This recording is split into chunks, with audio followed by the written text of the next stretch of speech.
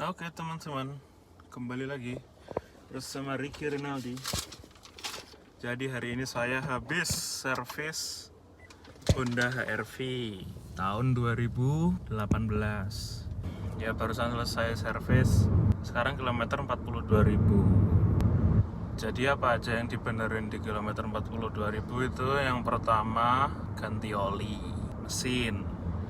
Habis ganti oli mesin, kita ganti oli transmisi juga, karena berdasarkan service recordnya mobil ini terakhir ganti oli transmisi di kilometer 17.000, sementara sekarang kilometer 42.000. Nah, habis berapa sih service di Honda Pacific?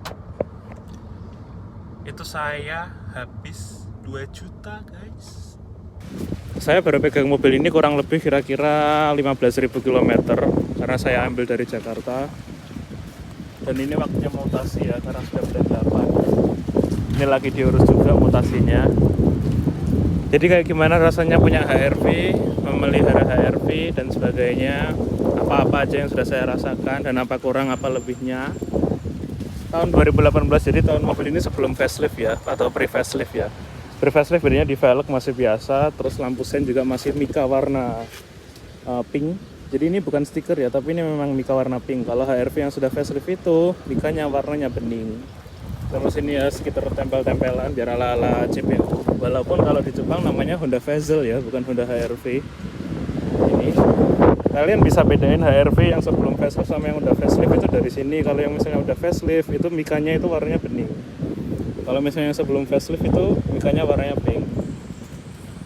Kalau saya sendiri sih jujur suka yang warna pink ya, jadi lebih terlihat kayak ya manis gitu.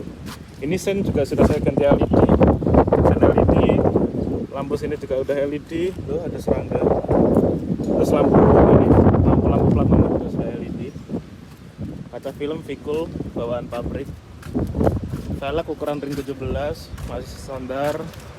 Ini saya kasih side marker depan. Lampu depan saya ganti untuk Philips yang LED juga, ukur berapa Kelvin saya lupa, terang kok, cuman ya gitu, nggak ada cut off-nya karena dia masih LED. Terus ini lampu sen juga saya ganti LED, lampu kota saya ganti LED, fog lamp saya ganti 3 warna yang bisa di adjust warnanya. Jadi ada warna putih, terus warna kuning, sama ada warna untuk yang tembus kabut itu, yang warna kuningnya kuning pekat.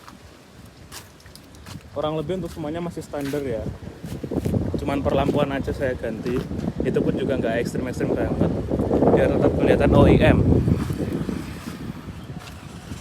Oke. Sen ini LED ya, cuman masih belum auto lipat. Kilas tentunya, dan kita masuk saja. Ini saya juga suka ya dari talang airnya. Talang airnya tuh modelnya slim, jadi nggak cembung gitu, kelihatan bagus. Ini kaca film bawaannya gelap banget. Nah sekarang kita sudah ada di interiornya Honda HR-V. Kita nyalain dulu. Sebenarnya terserah ya, kalau mau nyalain engine start stop itu bisa dari beberapa cara. Ada yang katanya harus dipencet dulu, tunggu 3 kali, terus dipencet lagi, baru ditahan rem. Atau ada juga yang langsung dipencet rem, langsung pencet aja, itu bebas. Pilihan kalian semua. Nah ini Honda HR-V interiornya. Singkat aja ya, saya suka sebenarnya dari interior Honda HR-V ini. Dia keren coy. AC-nya juga 3 di sini. Kalau dulu kan awal-awal keluar kan orang kira kan bakal masuk angin ya di depan di sini. Ternyata ya nggak juga, karena dia sebenarnya yang ini nggak semuanya ngarah ke depan ke kursi penumpang sini, tapi sini ngelebar ke sini, sini ke tengah, sini ke pinggir situ. Dan ini juga bisa di adjust ya guys. Jadi bisa digerak-gerakin. Nah, ini nutup, ini buka, ini melebar. Kalau misalnya digeser paling kanan, nah ini full berhembusnya ngelebar. Ini kebetulan saya ambilnya itu unit tahun 2018. Nah setahu saya mungkin ini itu ya ke perpindahan dari pre-facelift ke facelift. Jadi mobilnya masih pre-facelift, cuman head unitnya ini sudah yang facelift mungkin ya. Cuman ya gitu, masih belum ada Apple CarPlay ataupun Android Auto. Cuman desainnya kan keren ya, floating gini. Walaupun sudah nggak ada yang namanya untuk masukin disk gitu, udah nggak ada. adanya HDMI, AUX, USB. Cuman untuk Bluetooth ya ada, USB iPod ada. Telepon juga ada pengaturan. Ya seperti inilah normal. Tentu saja pengaturan AC-nya yang kalau mobil mati nggak kelihatan apa-apa, ini cukup keren. Jujur kalau desain interior saya lebih suka HR-V yang lama daripada HR-V yang baru. Walaupun bahasa Honda sekarang seperti itu ya. Maksudnya CR-V baru pun juga seperti itu. Jadi kisi-kisi AC-nya semakin tipis, terus ininya tinggi gitu. Jadi malah ala-ala ke Mazda sih, menurut saya, opini saya. Ya selayaknya Honda ya. Menurut saya Honda itu emang jago dia bikin kompartemen itu. Yang pertama di sini ada shift knob-nya. Ini parking brake elektrik. Jadi kalian kalau mau rilis ada peringatan kan, harus injek rem ke bawah. Kalau mau tarik parking brake ke atas gini. Nah terus ini brake hold. Brake hold ini fitur kalau misalnya kita ada di posisi posisi drive terus macet-macetan, kita klik ini, kita lepas rem dan posisi persneling di drive, mobil itu nggak akan jalan. Mobil akan jalan ketika kita toel pedal gas. Jadi itu cukup membantu ya kalau di kemacetan. Cuman kalau rute-rute jarang macet sih ya nggak kepake juga sih. Ada ini vehicle stability assist, terus ada cruise control, audio, steering wheel, pedal shift, ya normal lah kalau ini. Terus ini konsumsi BBM ya. Ini nggak diirit-iritin, yaitu 13,9 km per liter. Range jarak bensin sekitar 523 km. Posisi bensin full kayak gitu. Apalagi ya, lampu interior juga masih kuning. Sun visor juga udah ada lampunya. Terus oke, di sini ada cup holder, bisa dibuka tutup. Terus di bawah sini ini tempat nyimpan HP ya. Biasa saya nyimpan, loh HP saya di mana? Oh nggak ada. Oh iya, HP saya pegang.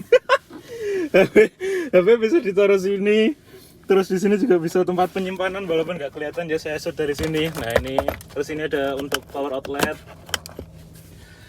Dan untuk mobil di tahun segitu, ini sudah soft opening. Ya, asik ya. Di sini ada, nah ini bisa di adjust juga, khasnya Honda. Ini materialnya juga soft touch, ini soft touch. Lumayan lah guys. Dan di sini juga soft touch. Jadi sini itu empuk-empuk guys. Ini bludru. Ini sebenarnya bludru, cuma disarungin jadi biar awet gitu teman-teman. Dari baru belum berasa buka. Di sini penyimpanan walaupun kecil banget, bener-bener kecil. Tisu aja cuma muat yang ukuran kecil loh. Ya, lanjut ke baris belakang ya. Ada beberapa fitur yang saya sukai dari Honda HR-V ini. Canggihnya Honda HR-V. Sebenarnya Honda Jazz pun juga ada ya. Nah ini handle-nya di sini. Itu tadi bunyi gara-gara kuncinya masih ada di saku saya. Yaitu Ultra Seat. Nah, ini bisa diangkat ke atas. Aku nggak mau ngunci. Ya pokoknya ginilah. Nah gini. Jadi kalau misalnya kalian bawa barang tinggi bisa. Ini kan kunci. Terus rilisnya. Nah rilisnya gini. Langsung gini aja. Nah ini udah otomatis ngunci.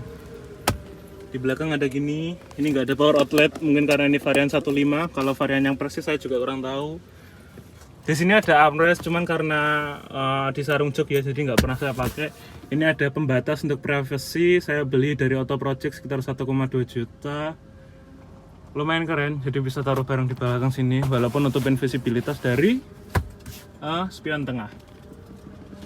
Saya pernah nyoba fiturnya itu Ultra Seat ya, dimana ini gini, ini headrest depan dilepas, jok dimajuin, ini direbahin, tapi kok nggak bisa masuk ke sini gitu. Jadi ini itu adanya di atasnya sini sedikit, jadi kaki kita kalau duduk di situ itu ganjel, jadi lutut kita itu ganjel, nggak selega, nggak bisa kayak apa ya, kayak Honda Jazz mungkin ya, Honda Jazz GK itu kan bisa lega kayak gitu.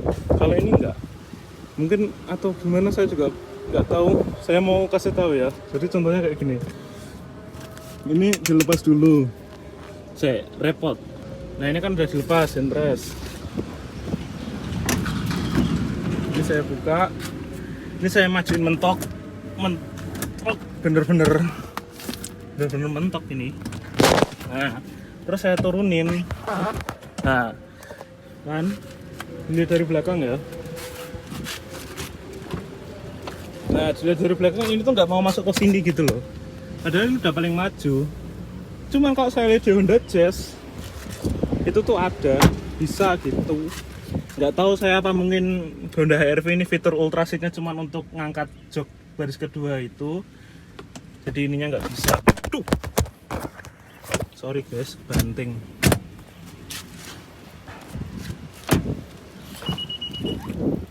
Kita pasang lagi ya.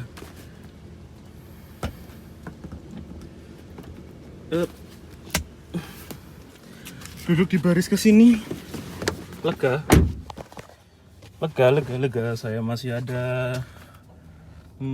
Saya masih ada berapa jari ya? 7 jari lah. 7 jari. Cuman recliningnya lah ini. Jadi untuk recliningnya itu sendiri fix ya posisinya. Kalian nggak bisa adjust ini mau ini ngunci, segini ngunci. Nah ini terakhir. Nah terakhir pun ini kalian lihat sendiri loh. Ya nyaman sih. Kalau kota-kota cuma buat perjalanan jauh ya lumayan ya guys ya. Di sini ada hook khas Honda, ininya juga retract. Di sini ada cup holder, power window.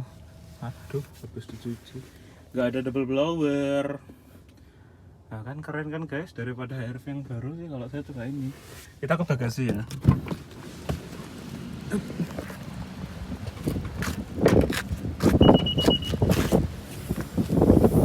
Nah ini dia bagasinya guys, cukup luas, cukup memadai.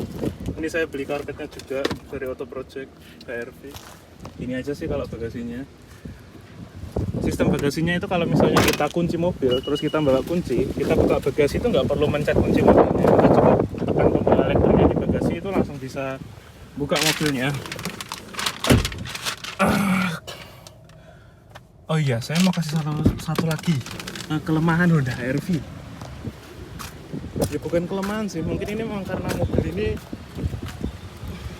yang di kaki-kakinya kelihatan. Udah kalau saya jelasin lagi. Ini saya mau bacot-bacotan tentang Honda HR-V. Nah oke teman-teman, jadi sekarang kita ada di dalam Honda HR-V. Yang pertama saya mau bahas adalah gimana sih rasanya Honda HR-V itu. Saya naruh kamera di mana ya? Masa di sini kayak dulu lagi. Oh ya wes lah. Haus tapi nggak ada minum. Honda HR-V cc-nya 1500. Ya kalau buat kota-kota enak guys, karena dia pakai CVT. Saya capek ngomong terus. Dia pakai CVT. Nah CVT otomatis perpindahan gigi halus, konsumsi BBM pasti lebih hemat, jauh hemat. Saya pakai FD itu 1:10 ya, walaupun nggak apple to apple ya, karena FD kan cc-nya 1800, kalau yang ini kan cc-nya 1500. Dia 1500 CVT BBM dapat lah, kalau dalam kota 114 itu dapat. Ya kan mirip kan sama Brio saya dulu Matic itu juga 14,6 km per liter. Ya selisih dikit lah. Karena itu dia kehematan, karena transmisi CVT, walaupun kalau diajak narik-narik lemot pol, nggak ada feel fun berkendara ya. Walaupun ada pedal shift di sini. Nggak kelihatan, tadi udah ada videonya. Walaupun ada pedal shift, tapi itu pergantian giginya itu ya gitulah pokoknya. Nah kebetulan ini tadi saya habis servis mobilnya. Saya tadi habis servis di kilometer 42.000. Jadi ini sama Honda masih direkomendasiin main di 10 ribuan kilometernya. Jadi 10.000 kilometer ganti 10.000 kilometer ganti. Saya ini kali ini servisnya tuh udah waktunya buat ganti oli transmisi. Karena oli transmisi terakhir diganti kilometer 17.000, which is masih di kepemilikan sebelumnya. Habisnya adalah 2.030.000. Apa aja yang diganti? Perawatan kilometer 40.000. Ya. itu 700.000. Kemudian ganti oli transmisi. Oli transmisinya itu 341.000. Terus oli mesin itu saya pakai oli yang 5W30. Itu butuhnya 4 botol, per botolnya 105.000, jadi di total 420.000. Terus filter oli juga ganti 41.000. Terus sama pembersihan di rem, brake and parts cleaner itu 56.000. Terus engine foam conditioner, jadi itu katanya sih businya itu dilepas, terus dimasukin sesuatu untuk membersihkan ruang bakar dalam mesin. Apa lagi nih? Washer plug drain. Pokoknya sistem tentang penyemprotan untuk air ke wiper itu. Ini totalnya itu 1.829.000 ditambah PPN 200.000, jadi totalnya 2 juta. Untuk total partsnya sendiri 1.100.000. Total jasanya 730.000. Mahal ya jasanya. Jasanya 700.000 loh. Sebenarnya saya sudah ekspektasi sih habisnya segini, soalnya ini di bengkel resmi ya, Honda Pacific. Saya tuh sebenarnya mau bawa mobil ini ke bengkel biasa, ke Pak Sis, langganan saya. Pak Sis itu lokasinya di Ngadiluwe. Ya, setelah pabrik gula Ngadiluwe. Cuman karena mobil ini kan masih baru ya, ini 2 kali saya bawa ke Pacific. Jadi saya masih kayak eman gitu kalau mau bawa ke Pak Sis. Soalnya mobil masih enak, jadi eman kalau dibawa ke Pak Sis. Pasti lebih murah kalau di Pak Sis, cuman ya langsung jalan aja guys. Kita lanjut budget-budgetan di mobil. Sebenarnya saya haus. Honda HR-V 15. Mobil ini luas. Kalau kalian mau cari mobil yang lega, terus modelnya keren, perawatannya murah mungkin kalau di bengkel luar Honda, terus transmisi halus, irit, tinggi, ya ini pilihannya. Saya ambil ini kena di harga 232 juta ya. 232 juta itu barang di Jakarta, kilometer masih mint condition. Karena itu hitungannya hoki, karena saya dapat ketika pemiliknya itu nggak stay di Jakarta. Pemiliknya itu orang yang tinggal di Australia. Jadi mobil itu di Jawa itu nggak ada yang ngerawat. Akhirnya sama sepupunya disuruh jualin. Jadi saya ya kebetulan dapat unit ini, alhamdulillah. Karena rata-rata itu kilometernya ada yang udah 50.000 sekian. Nah saya dapat itu kilometer ini loh, 32.000 kilometer, 32.000 masih ada tulisannya di sini. Memang untuk naikan nggak senyaman Honda Civic ya. Dia ini suspensi belakangnya itu nggak independen. Jadinya masih apa ya? Ibaratnya kalau roda ini kan 2 ya di belakang. Kalau misal roda yang kanan ini kena gejlukan, roda yang kiri ini juga ikut miring gini. Jadi karena itu ada kayak selongsong pipa. Saya sebenarnya tahu nama suspensinya apa, cuman saya lupa. Jadi ban dihubungkan oleh 2 sway bar ini yang panjang. Jadi ketika ban itu lewat geronjalan itu, ban yang kirinya itu juga ikut-ikut. Jadi duk gini, nggak independen. Sementara kalau suspensi independen itu, ketika salah satu ban kena lubang, itu yang ban satunya itu nggak ikut gerak. Jadi misal kena gojlakan, jeluk, nah satunya ini tetap diem. Nah kalau HR-V ini enggak, ketika jeluk, yang kiri juga gini, glek gitu. Jadi memang kalau untuk jalan luar kota, ke Surabaya, ke Solo, ke Malang, yang jalannya misalnya nggak jalan tol gitu ya, jalan yang banyak gelombangnya, ke Bojonegoro gitu, wah rasanya bener-bener ya goncang-goncang pokoknya, goncang-goncang. Mungkin untuk mobil di kelasnya kayak gini ya, saya belum tahu Outlander Sport itu gimana suspensinya. Mungkin dia sudah independen. Cuman untuk harga bekasnya kurang lebih sama antara 2 mobil ini. Kenapa saya pilih ini? Itu yang pertama karena dia tentunya cc-nya 1.500, saya cari yang irit. Terus bangku belakangnya itu, sandarannya itu lebih rebah daripada Outlander. Kalian kalau tahu Outlander Sport itu bangku keduanya itu sandarannya benar-benar tegak dan nggak bisa di-adjust.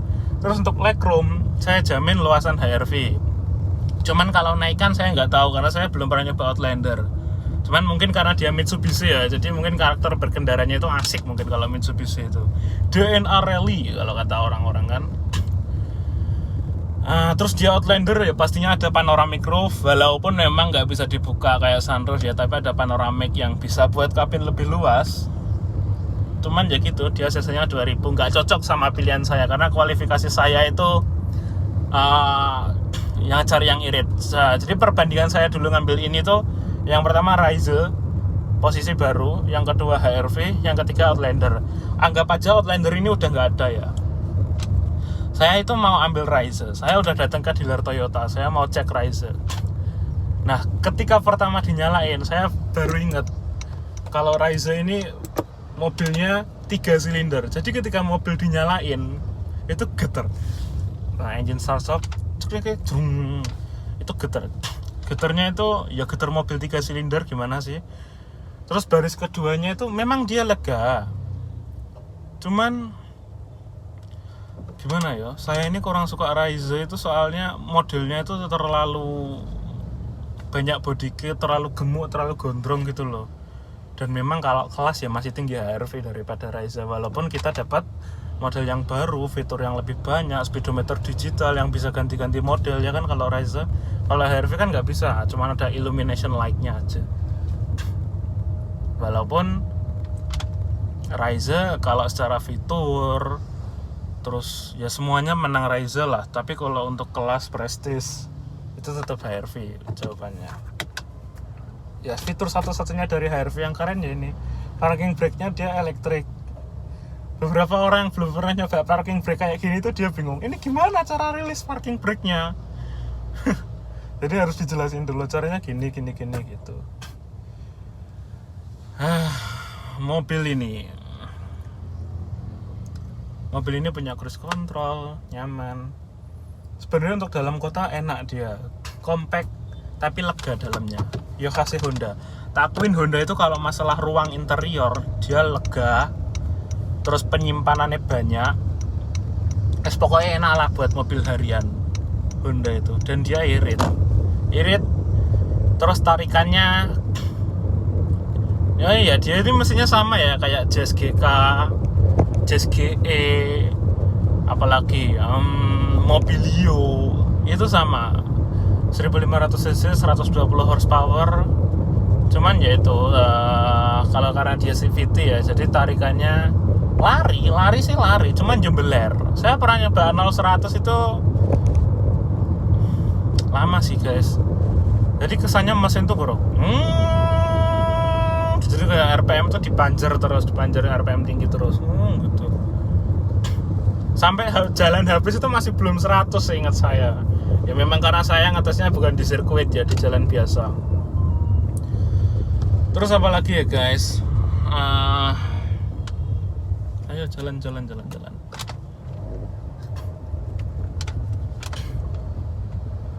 Sorry ya guys, saya fokusnya dibagi-bagi soalnya lagi nyetir ini. Hal yang saya suka dan saya tidak suka dari HR-V, yang pertama dia praktis, lega, easy going, fiturnya juga lumayan, irit, diajak lari ya so-so. Terus yang nggak saya suka itu yang pertama kekedapan suara ya, kekedapan suaranya itu kurang sih menurut saya Honda itu. Dari dulu itu road noise-nya tetep aja Honda itu. Terus kaki-kaki sih ya, alhamdulillah mobil ini belum kena ya kayak yang parah-parah gitu, belum ada. Cuman di kilometer 40.000 ini yang sudah kena itu shock breaker depan itu dua-duanya udah minta ganti. Jadi kalau kita ngelewatin polisi tidur atau rel kereta api itu jeruk gitu. Saya udah pernah cek di bengkel dan memang shock breakernya minta ganti. Kembali lagi karena shock breaker itu nggak ada usia ya, jadi nggak pasti. Bisa aja mobil baru shock breaker kena itu juga bisa. Kaki-kaki, kekedapan suara, terus sama apa lagi ya? Ya naikan sih. Memang naikannya nggak bisa disamain ya kayak mobil-mobil yang suspensi independen. Cuman saya baru tahu karakter mobil yang suspensinya kayak gini tuh seperti ini ternyata. Kalian misalnya jalan, let's say jalan 60 atau 80 wes. Terus kalian lewat jalan bergelombang. Itu yang duduk depan it's okay, nggak apa-apa. Yang duduk depan aman-aman aja, namanya duduk depan kan nggak kena ban. Kalau yang duduk di belakang itu kan di atasnya ban sedikit. Nah yang duduk di belakang itu ketika ngelewatin lubang jalan 60-80 atau jangan lubang ya, gelombang. Ini lewat SD ini macet banget guys. SD Kampung Dalam 4 depannya Ganesha. Iki rame pol. Ini kalau jam pulang sekolah ini wah serasa one way ini jalannya, bukan two way lagi. Sampai mana tadi? Pokoknya kalian kalau jalan 80 km per jam itu rasanya itu yang di belakang itu kayak wes pokoknya gitu wes. Yang di depan oke-oke aja. Mobil ini kan irit. Saya di rumah ada 2, ada Sorento sama HR-V. Yang alhamdulillah HRV-nya sudah terjual ya guys. Yang pertama itu kalau misalnya jalan luar kota itu saya mau bawa HR-V karena dia irit. Tapi yang duduk di belakang itu nggak mau bawa HR-V gara-gara ya itu naikannya itu terombang-ambing walaupun memang dia irit. Sebenarnya kan dia kan SUV perkotaan ya kayak jatuhnya kayak crossover gitulah, crossover perkotaan ya gini ini. Apalagi ya HR-V tinggi, nyaman ya nggak nyaman, dibilang nggak nyaman tapi ya nyaman, AC dingin, interior yang keren juga sih HR-V ini. Apalagi ya, saya bingung mau bahas apa. Konsumsi BBM udah. Nah, saya pernah nyoba mobil ini dalam kecepatan tinggi ketika nganter ke Surabaya ke Juanda, pulangnya itu jam 2 pagi. Saya lewat tol, wah gimana ini? Saya lewat tol kecepatan kurang lebih, saya coba 160-170 itu, wah itu rasanya guys, kayak mobil tuh kayak terbang gitu. Makanya saya heran sama orang-orang yang punya HR-V digeber sampai kenceng-kenceng itu, nyalinya mereka bener-bener jos. Karena ya itu tadi suspensi belakang yang belum independen, jadi karakter berkendaranya itu kayak ngelayang-layang gitu kalau misalnya di push kenceng-kenceng. Ya, dan saya nyoba di kecepatan 160-170 itu mau naik lagi itu udah susah. Nggak tahu atau mungkin saya memang startnya salah ya. Jadi kan saya cruising di 100 terus saya panteng terus sampai 170. Itu saya mau naikin lagi tuh naiknya tuh perasaan lama banget. Ya memang kondisi mobil ini masih standar. Terus apa lagi ya? Banyak kopi tiam sekarang. Posisi berkendara tentu saja Honda pasti enak karena dia lengkap. Dia ada head adjuster, reclining, sliding, terus setirnya sudah pasti tilt dan teleskopik. Jadi mesti enak. Kalau berkendara kalian nggak perlu repot cari posisi yang nyaman. Untuk yang facelift itu baris keduanya itu semuanya ada headrestnya. Sementara yang pre-facelift itu belum ada headrestnya. Nah, kemudian untuk yang facelift itu setahu saya head unitnya dia memang sudah Android Auto dan Apple CarPlay. Cuman nggak tahu ya. Terus yang facelift, kalau yang varian 1500 bukan yang SE itu headlampnya sudah Pro G, walaupun masih halogen. McD guys, McD Tulungagung. Ya itu tadilah perbedaan facelift sama pre-faceliftnya sudah saya sebutkan di awal video. Banyak perubahan di eksterior ya. Sebenarnya kalian kalau punya yang pre-facelift sebelum facelift mau kalian jadiin facelift itu bisa. Saya hitung-hitung itu kurang lebih habisnya sekitar 5 juta. Itu bodi depan 2,5 jutaan, terus lampunya 2,5, terus ngecat ya mungkin 7 juta lah. 7 juta itu sampai sudah bisa modif ke facelift. Ganteng facelift, grill depannya lebih besar. Jadi arahnya lebih ke racing look. Kalau yang kayak gini tuh kalian bikin style auto itu bagus. Jadi bikin style rally look ya. Kalian velg itu ring 16 terus banyak kalian gedein atau pakai velg kaleng OM-OM-an gitu, itu juga cakep. Terus apa lagi ya? Saya bingung mau bahas apa guys. Ya pokoknya gini, HRV saya cuma mau memberikan opini. Saya dapat dulu di angka 230-an. Ryza dulu 225 kah? Itu pun juga bukan tipe tertinggi. Kayaknya tipe tertingginya Ryza itu 270-an. Apalagi ya? Ya udah sih guys. Part-part yang udah diganti sementara cuman baterai untuk di remote start stopnya. Baterainya itu udah tak ganti. Speaker biasa aja. Nah ini yang saya nggak suka. Nah, saya nggak suka itu ini. Jadi misalnya kalian play FM video. Nah untuk ngatur volumenya, kalau kita enak, kita dari sini bisa. Tapi kalau penumpang itu kita harus gini dulu. Misalnya ini kita back lagi, baru ganti volume. Kan repot ya, lama ya. Nggak bisa cepet-cepet gitu. Kalau kita main, nah pengemudi dari sini. Kalau kalian misalnya buka FM, harus ke sini home, terus baru adjust volume, repot. Dan ini pun touchscreen, bukan tombol fisik yang puter gitu. Makanya beberapa reviewer kayak Om Mobil itu lebih suka tombol fisik. Begitu pula juga saya. Tombol fisik itu lebih enak daripada tombol-tombol touchscreen ya. Walaupun memang untuk tampilan tombol touchscreen itu lebih enak. Aduh, saya mau masuk malah belum dibuka. Oke teman-teman, jadi mungkin cukup sekian ya perbacotan saya hari ini tentang Honda HR-V. Ya, kesimpulannya mobil ini enak kalau buat dalam kota. Kalau buat luar kota, asalpun itu masih di jalan tol juga masih enak karena jalannya mulus. Cuman kalau kalian ketemu jalan bergelombang, itu kasihan penumpang yang di belakang, pasti dia kayak terguncang-guncang gitu. Memang karakter suspensinya bukan suspensi independen. Mobil ini irit, mungkin masih bisa minum Pertalite, tapi sejauh ini saya kasih dia minum Pertamax. Transmisi CVT harus rutin cek, maksudnya jangan tunda-tunda kalau ganti oli ya, jangan disamain perawatannya kayak oli kayak Matic konvensional, kayak Maticnya Honda yang 5 speed biasa atau 6 speed. Ini beda, ini CVT, perlu perhatian khusus karena dia bisa memberikan efisiensi BBM yang cukup tinggi. Terus apa lagi ya, mungkin itu sih. Kalau Honda mesin mah nggak usah diragukan ya, mesinnya dia kuat, udah dipakai di banyak mobil. Terus ya udah itu mobil ini ya, pokoknya itu tadi yang udah saya jelasin. Oke. Jadi mungkin saya closingnya. Oke, mungkin cukup sampai di situ aja ya teman-teman. Untuk owning experience, berapa biaya servisnya Honda HR-V, apa plus minusnya, gimana rasanya berkendara.